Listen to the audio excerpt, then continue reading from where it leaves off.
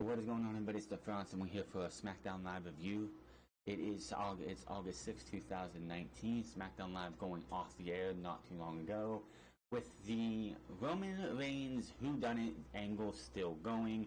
Unfortunately, it looks like this just shows that WWE should have started this stuff weeks ago, if not months ago. If you really wanted to do this mystery attacker right, you would have had somebody attack Roman Reigns a while ago. But unfortunately, Roman Reigns was in the Shane McMahon, the fighting Shane McMahon for weeks on end, so they couldn't do that. This should have started the night or the Tuesday after Extreme Rules, if you really wanted to maximize on this as much as you could, building in the SummerSlam.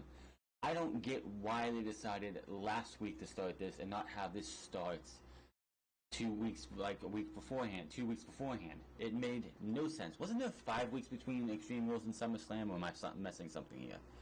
It just seems like they should have started this weeks ago, so we would have had this whole entire mystery attacker thing feel more fleshed out. This entire mystery attacker thing has felt rushed. It has not helped Roman Reigns, and then they punked out Buddy Murphy tonight by having Roman Reigns beat the living piss out of him and making Buddy Murphy feel like he was irrelevant and someone who doesn't deserve time on SmackDown Live. And of course, Buddy Murphy was the 1-2 finger who possibly was the one to attack Roman Reigns. The whole entire whodunit thing is not good at all. The show started off with Charlotte Flair. She comes out and goes on about being great, brings up WWE Hall of Famer Trish Stratus, says Trish sees her greatness and it eats her alive. Says Trish was never as good as Flair. Fans give Flair the what chant because nobody really gives a shit. This also was something they should have had if they wanted to build this up and actually mean a little bit more. Had Charlotte Flair challenged Trish Stratus weeks ago instead of just last week. It seems like they tried to take all the SummerSlam build and build it last week and this week, even though this week 2 go-home shows just were absolutely atrocious. Neither one of these shows for Raw or SmackDown really made you excited for SummerSlam. I will say, though, a couple matches that happened last night and tonight feel like they were put on these shows because they didn't want to put them on SummerSlam, or they wanted to cut down on SummerSlam and give other matches maybe some breathing room. Right now, SummerSlam, if I'm correct, stands at 9 matches. Honestly, I think that is fine if you want to go with that. Especially if you want these matches to go a while, have them be fleshed out a little bit. Have them have 15-20 minutes. But the fact that you had the Fatal 4-Way Tag Team match for the Women's Tag Team titles on Raw instead of at the pay-per-view, we had Sami Zayn versus Aleister Black tonight as well, seemed to be them saying, hey, these matches are not going to happen on Sunday.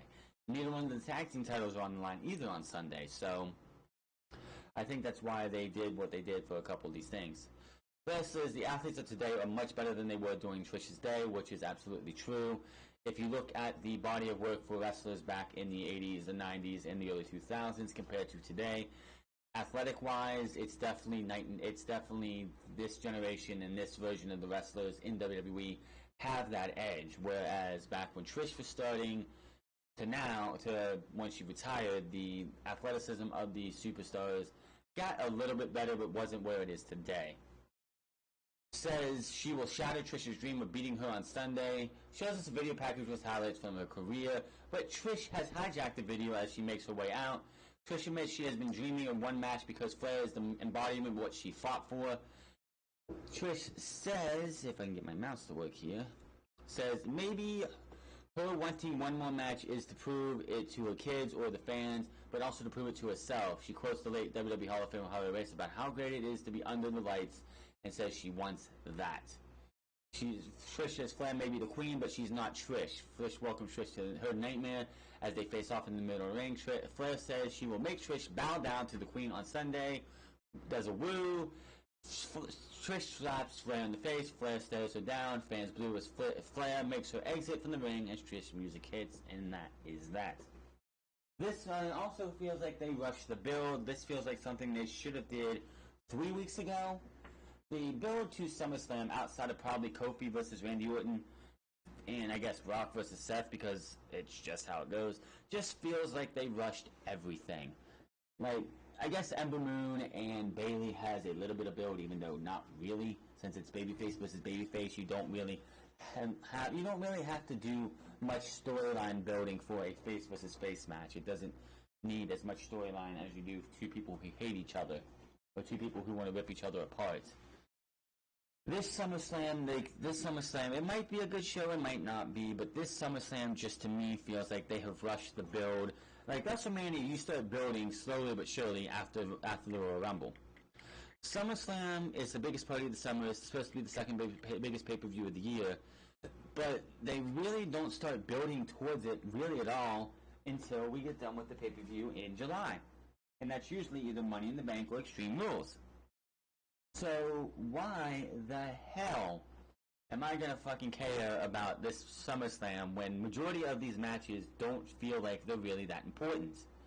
Kofi versus Randy Orton has a build of 10 years in the making. Definitely something to look forward to, especially since I don't think Kofi is going to be walking out as champion. We'll get to that later this week when we talk about our pay-per-view predictions for both NXT TakeOver Toronto and SummerSlam. But this show, like this right here, the Trish Stratus and Charlotte Flair build doesn't just feel like it even matters. They did a piss poor job making these matches matter. So SummerSlam is coming around the corner. It's this Sunday, and SummerSlam honestly feels like the rush job. We need to build to SummerSlam. We're going to take pretty much 2 weeks off outside of the Universal Championship, the Women's Championship for both Raw and SmackDown, and I guess the WWE Championship, which was done 2 weeks ago. They should have started building towards SummerSlam, putting hints out there for SummerSlam, who's going to be wrestling at SummerSlam in July. I mean, early July, before we got to Extreme Rules. Like, here's an example. NXT TakeOver War Games 2018 had a War Games match of Undisputed Era, Kyle O'Reilly, Robbie Fish, Roderick Strong, and Adam Cole versus the War Raiders, Ricochet, and Pete Dunne.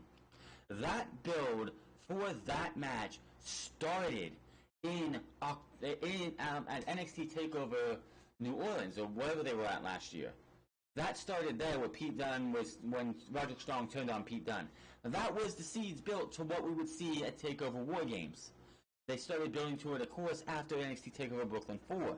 That's August. You had September, October, and November, and they built it. Yes, I know, it's a lot easier for takeovers because they have months in between takeovers.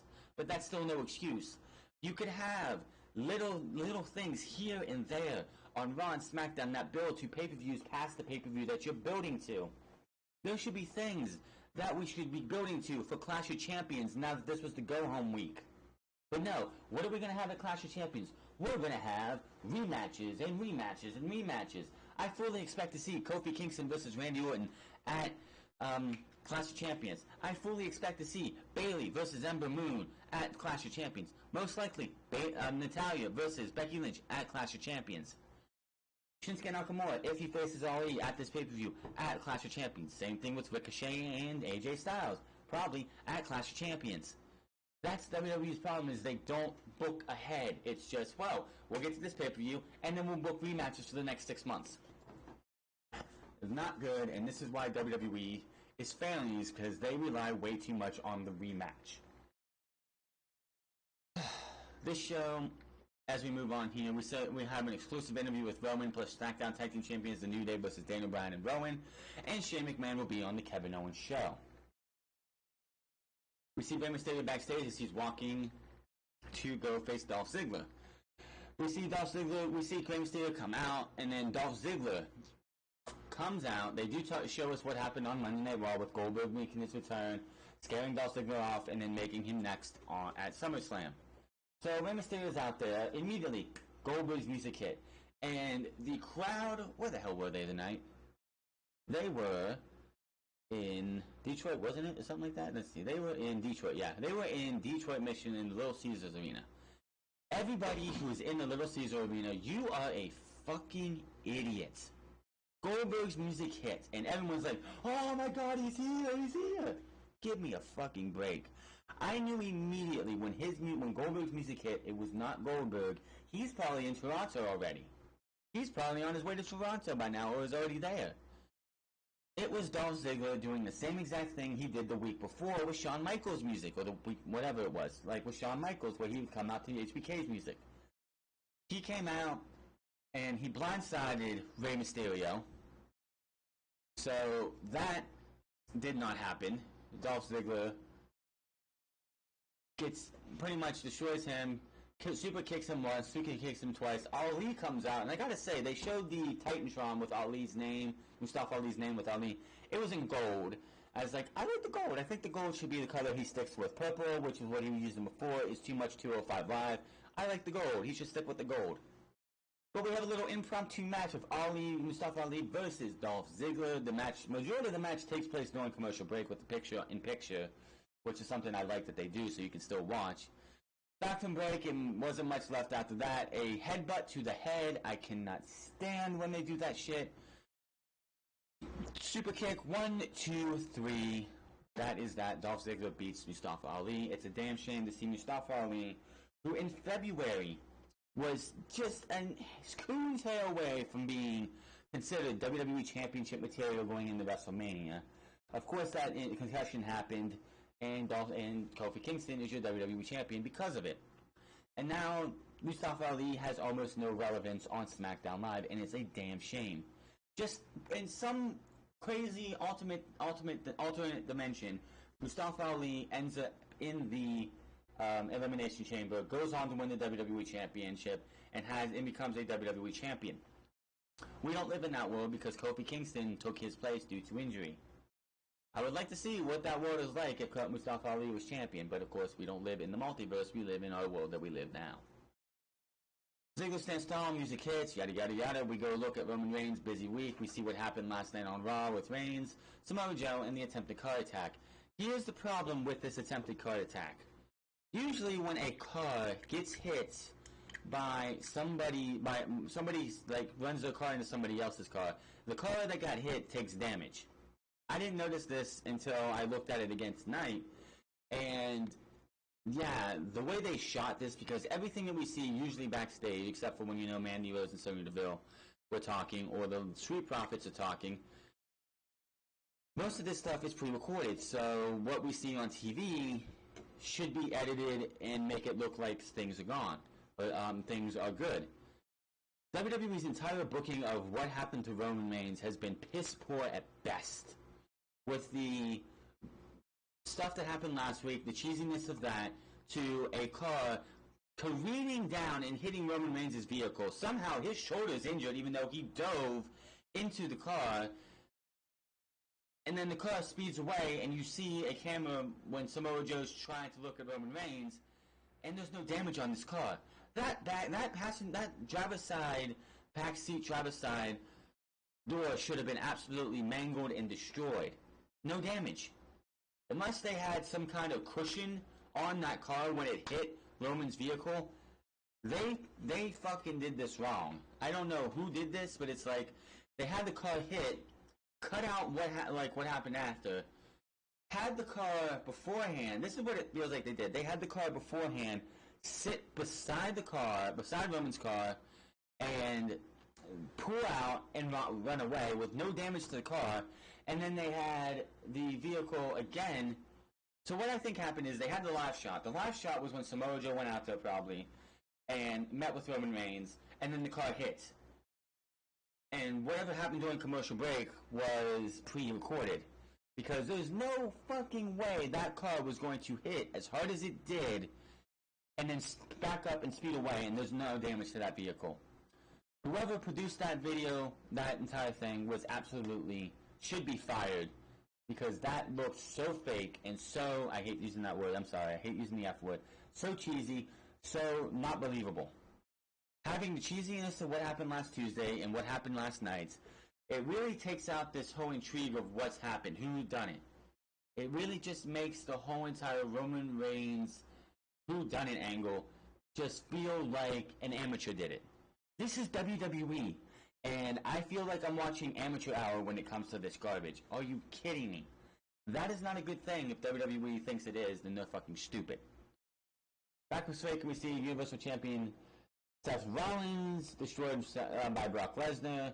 The announcers go over the SummerSlam card. We send Tom Census to Caleb Braxton, who, in a previously recorded interview, asked Roman Reigns, how you been getting through this? He talks about how the mystery attacker is affecting his life. He mentions WWE has offered him security, but he's not taking it. He doesn't know who is behind the attack, but he knows who is it. Samoa Joe. He apologizes for being mentioned as a potential attacker. Reigns says he wants answers, and he will get them tonight. Now, usually when you hear that, you see Roman Reigns going around and doing this, where he's asking people left and right. We don't see Roman Reigns again until the end of the show, so I don't know where he thought he'd be getting answers from, but this entire thing is so cheesy. You have AEW breathing down your neck, and you're doing something like this, and you're doing it so poorly. You are the biggest name in professional wrestling, sports entertainment, whatever you want to call it. You have billions of dollars. You're worth billions. You have money for days. You should be able to afford the abilities to get an editor to make this shit look legitimate, make this shit look like it's fucking great. Now, yeah, Samoa Joe breaking character last night to have concern for Roman Reigns was a great move because it made it legitimized and it's like, holy shit. Yeah, I don't like Roman in a kayfabe sense, but if someone's trying to kill him, I'm going to have to break character because I have to go see if this guy's legitimately okay. Yeah, Roman Reigns dove into his car, so the guy hitting the passenger side, or the back door wouldn't have affected Roman, but it's still a great add to the entire overall presentation. It's just the way they shot it. The stuff you saw at commercial break and everything they showed you afterwards was like Triple H. You have Triple H there checking on Roman and the fucking car looks like he just got off the lot. Poor production. I don't know who's in charge of it. If it's Vince McMahon, he needs to go fire himself. If it's somebody else, if they have some kind of stunt work being done, whoever's editing this shit needs to be fired because they're not doing their job right. We see Natalya backstage. She is serious as can be. Back from break, Tom leads us to a video package remembering Harley Race, which they did last night as well. Beautiful looking package. I don't know who's doing these, but they're not the same people trying to do this Roman Reigns attacker stuff because these people know what they're doing, and these video packages that they do are always awesome. I was not alive when I wasn't thought of yet when Harley Race was in his heyday. So I didn't get to know much about Harley Race until after the fact. So to anybody who is a fan of Harley Race, he can rest in peace, and I hope thoughts and prayers go out to his family. Natalya versus Ember Moon, challenger versus challenger, because both of these women will be challenging for their respective championship in the women's division when we get to SummerSlam. This match lasted about 2 minutes. Natalya is down. Ember Moon looks to go for the Eclipse, but Natalya rolls out of the ring. Natalya clotheslines, a discus clothesline to Ember Moon. Instead of getting back into the ring to win the match by DQ, this dumbass decides, I'm going to put the sharpshooter on her and just hold it in there because I'm trying to make a statement. I'm trying to look like a badass. I'm trying to look like somebody, a killer, a natural-born killer. It doesn't fucking work. Natalya has been around for far too long for me to take this bitch seriously. Sorry, it just doesn't work. It was a no count out, no contest. So, none of that. Double count out. After the battle, Natalya keeps holding her locked in until out comes Bayley. She eventually gets Natalya off of her. Natalya shoves her into the barrier, and Natalya walks off pissed as can be. Bayley watches her go, and he checks on Ember Moon and helps her up. So, another waste of about 3-4 minutes. Definitely just something we didn't need to see. Back from break, and Kevin Owens is in the ring for a must-see edition of the Kevin Owens Show. Kevin Owens has Shane McMahon on the Kevin Owens Show, and he pretty much wants Shane McMahon to put his career on the line because fans have been asking Kevin Owens, why do you put your career on the line when Shane McMahon has not? Simply because Shane McMahon has the last name of McMahon. So he just didn't think about it. He didn't bother it or push it anymore. And then he's like, well, you know, I changed my mind because people keep asking me, and they keep asking me, and they keep asking me. So you know what? You put your career on the line. Shane McMahon tells him, no, they They clear the ring. They look to have a brawl, but Elias gets involved. Elias gets stunned on the announce table after it gets cleared up. And then Shane McMahon sweeps Kevin Owens' leg. He beats the hell out of him on the ground. And then he takes the announce table, tips it over onto Kevin Owens, but Kevin Owens' head and one arm is out from underneath the announce table. So Shane McMahon takes the chair, props it up on Kevin Owens, walks back to the ring post, around where the ring post is, runs up and does a running drop kick to Kevin Owens, and then yells at him and says, "You are done on Sunday. I'm going to get rid of you. You're going to be out of my life." Yada, yada, yada. So, again, Shane McMahon's career is not on the line. So, basically, Shane McMahon is going to lose on Sunday, probably. This is supposed to phase Shane McMahon out. You have not proven to me one iota that Shane McMahon losing on Sunday is going to change a damn thing. He lost at Extreme Rules in a tag team match, and he's still on SmackDown Live. The only thing Extreme Rules seem to do is keep him off Monday Night Raw. That wasn't a stipulation, but that seems to be what they're doing, is that Shane is no longer on Monday Night Raw. He hasn't been on Raw in the last 4 weeks. So that's the only thing that they have done. Shane McMahon needs to go away. Shane McMahon needed to say, well, you know what? You're on. It doesn't matter anyway because you're going to lose as it is. So I have no problem putting my career on the line. But did they do that? Hell no. So if Shane McMahon loses at SummerSlam, nothing has to change. I don't know what else they're going to do, but Shane McMahon losing on Sunday honestly means nothing. He could show up on SmackDown. He could show up on Raw. He could show up in NXT if he wanted to. Nothing's going to change because it's Shane McMahon. And there's that. Sammy comes out to the ring offering SummerSlam match to Aleister Black last week so he can expose Black and unburning him from all this hype he knows he can't live up to. Sammy says Black responded with silence. Instead of responding like a man, he locked himself in a dark room where he's safe and says, because as long as he stays safe and dark and brooding, you fans won't, like, he just keeps ranting and raving about he wants a match with Aleister Black at SummerSlam. Aleister's music hits. We see a camera shot of Aleister Black on his board that he usually is to come up and has a mic and says, Sammy, this match that will not be happening at SummerSlam, it's happening right now. Another match that looks like was supposed to be at SummerSlam that they pulled back and put on SmackDown Live. And with how this match went, I don't think it should have went on SummerSlam whatsoever. Do I think Aleister Black and Sami Zayn should be on SummerSlam at the time? Yes, if you give them the right match. But Sami Zayn's been a loser since he's been back. Aleister Black hasn't really done much except for beat Cesaro twice, and tonight beat Sami Zayn in a pretty much it felt like it was a one-sided match for the most part. I mean, Sami Zayn did get some offense in, but Aleister Black with a huge black mass, 1, 2, 3, and that was that. Backstage, Sean Benjamin is being asked by Sarah Schreiber if he sees himself ever competing for the 24/7 championship. He looks around, does his little eye thing, says, well, smiles, and walks away. I thought they dropped this. I thought we were done with this. We weren't going to see it again, and here we are, Shelton Benjamin again. What the fuck are they doing with Shelton Benjamin? They brought this guy back in 2017. He was supposed to come back in 2016 when the brand split was initiated, but he had a torn rotator cuff, and WWE couldn't use him at the time. He came back in 2017 after Jason Jordan was moved to SmackDown Monday Night Raw, teamed with Chad Gable for a bit, Superstar Shakeup in 2018. They broke them up. Chad Gable went to Raw, and Shelton Benjamin has done nothing since. We have another episode of the Firefly Firehouse. Huskus the Pig has too many sugary snacks. He's like, it's a table of chocolates, big lollipops. You see Huskus the Pig Boy with his chocolate in his mouth. Bray Wyatt appears. He says Finn Balor he's not really smart because I don't think he's very brave. It's just he's hiding his ignorance and insecurities. But compares Huskus snacks to a mask for his insecurities. He starts laughing about Balor while he sees flashes of the Fiend and says it's time to Balor to hurt It's time for Balor to hurt and wants to be let in.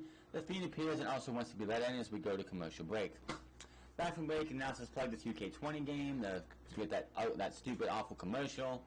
And then Elias approaches Chad Gable, who's using his band, to work out. Tosses his band over to the where Elias's guitar is. Elias says, "Hey, don't put your stuff near my guitar." Gable's like, "Elias, sorry about that. That's my bad." Elias says, "No, it's my bad because I thought I was talking to a child. You have to be this tall to stand up to Elias." Elias is sitting there insulting Chad Gable, making fun of his size, which is not that much taller than Chad Gable as it is. And Chad Gable does nothing. Doesn't attack him, doesn't fight him, just does nothing. Why is Chad Gable looking like a fucking punk? Give me a fucking break. This guy should have attacked Elias, beat him up, or whatever, or fought back. Just having Elias sit there and pretty much talk down to him, make fun of him, pretty much be like, "Yeah, you have to be certain, like you're too short, you're like a child." He's a lot taller than Marco Stunt, and Marco Stunt looks like a fucking child. Elias, you're not much taller than Chad Gable, so you sitting there mocking somebody for their size is just laughable. But again, this just makes it just didn't make any sense. You're having Elias talk down to Chad Gable, who is actually one of the best wrestlers on WWE's main roster, and they're not even using him. Is he going to feud with Elias? Hell if I should know, but it's just, why would you do this? Why would you have Chad Gable just get demeaned like that and have him do nothing? It really made Chad Gable look like a punk. We get another Kofi Kingston video package narrating pretty much responding to what Randy Orton did last week. Definitely a great package talking about 10 years ago him feuding with Randy Orton.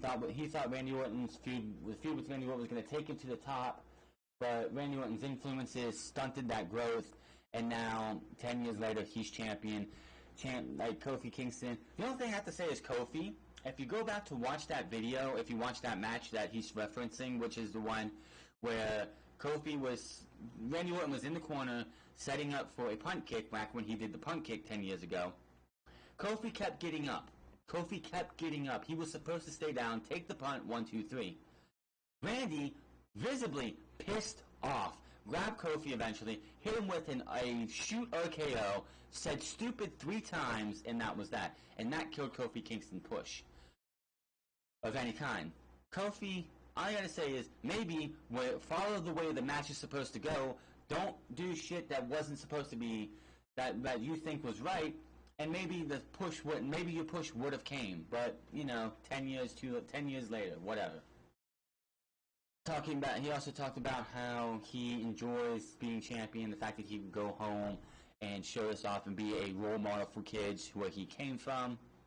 Nice video package. Stuff like these I do like to see. It helps build the backstory to why these two are going to have a match and why these two are going to probably have a good match at SummerSlam. New Day of Big E and Xavier Woods versus Daniel Bryan and Rowan. So I guess with WWE Champion Kofi Kingston being Kofi Kingston and being the WWE Champion, he's not going to be out there with Xavier Woods and Big E anymore. Okay. This match was not a bad match. Match ended in a DQ as Rowan got hit, I believe it was, Woods as Woods was going for a suicide dive, not Xavier, but Rowan grabs the steel steps and hits him, causing the DQ. After the bell, Rowan and Bryan go to work on the champs, bringing them back in the ring, beat down, iron claws to Big E. Bryan delivers a running knee to Woods, and Rowan holds him. And then we cut backstage as those two are still in the ring, and Roman Reigns enters the men's locker room, telling everyone to leave, but tells Buddy to sit down. Reigns questions Buddy about last week because in that scene, as the show was going off the air, you saw Buddy Murphy leaving the backstage area. Buddy doesn't know. Reigns says he's going to ask him one more time. He threatens Murphy and says, "If you don't tell me, it's not going to end well for you." Murphy says, "You know what? I don't want any trouble, but if I knew, I wouldn't tell you a damn thing anyway." That prompts Roman Reigns to beat the living piss out of Buddy Murphy and pretty much turning Buddy Murphy from former Cruiserweight Champion, to Roman Reigns' lapdog. Beats him down until he gets him onto a wall, and Buddy Murphy pins Rowan as the guy who attacked Roman Reigns. He lets Buddy Murphy go.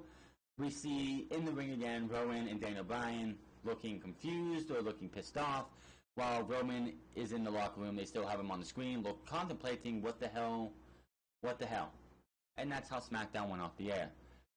Not a good show, not a bad show, but not a good show. In between show, these shows just don't get any better, and this show screams of rewrites. Absolutely, we know Vince McMahon for the third week in a row.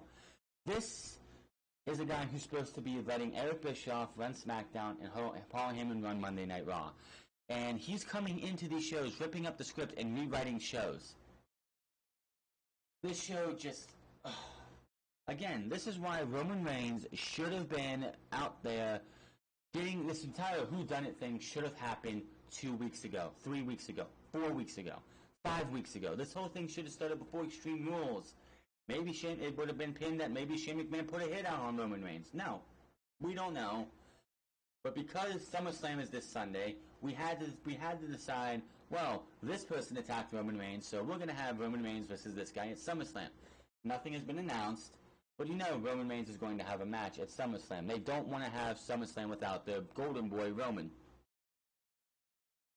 I just wish they would do this a lot better. Like the Who Attacked Aleister Black thing. This is pretty much WWE's attempt at this. Who attacked Aleister Black? We didn't know for weeks who attacked Aleister Black. And yes, they could have, because it was a week before TakeOver. It was the Go Home show. I think it was the Go Home show to TakeOver.